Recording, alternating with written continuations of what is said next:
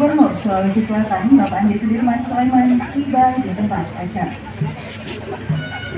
Terima kasih, pengambilan gambar selesai. Kami serahkan kepada rekan-rekan media. Dengan sistem yang lebih baik. Ini sudah ada dari kementerian sebagai leading.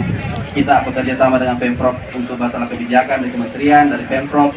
Kemudian tentu ini ada pelibatan daripada pihak ketiga yang memang memiliki core bisnis yang memang sudah berhasil di beberapa tempat.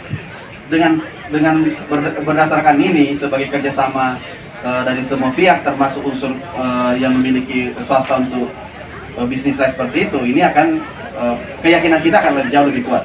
Karena kenapa? Ada saling mensupport antara pemerintah dengan juga pihak-pihak yang memang memiliki profesional tanda kutip di bidang itu. Kemarin kita mengevaluasi memang BRT bahwa bagaimana kemudian pengelolaannya harus memang profesional. Ketika itu tidak dimiliki, memang potensi mangkrak akan besar sekali. Maka dari pengalaman itulah kami mendorong tentu kementerian sebagai leading dalam hal ini untuk bagaimana, dan sudah pasti ada pembelajaran dan evaluasi tentu studi-studi dari sebelumnya. Kemudian yang kedua, untuk promosi-promosi saya rasa ini akan sejalan dengan waktu. Kita launching hari ini kita akan publish dengan menggunakan semua kekuatan media kita dan termasuk teman-teman di depan saya ini, saya yakin pasti akan mempublish ini. Kenapa ini manfaat sekali bagi masyarakat? Karena pasti akan menjadi sarana transportasi yang murah, ramah dan nyaman. Bagi lingkungan juga bagus, karena kenapa?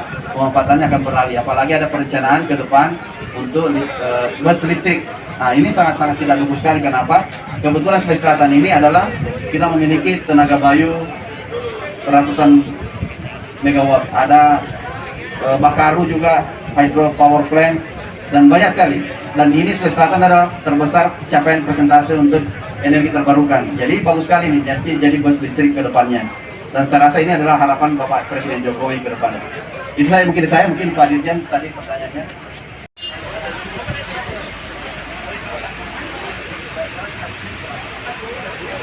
Silakan.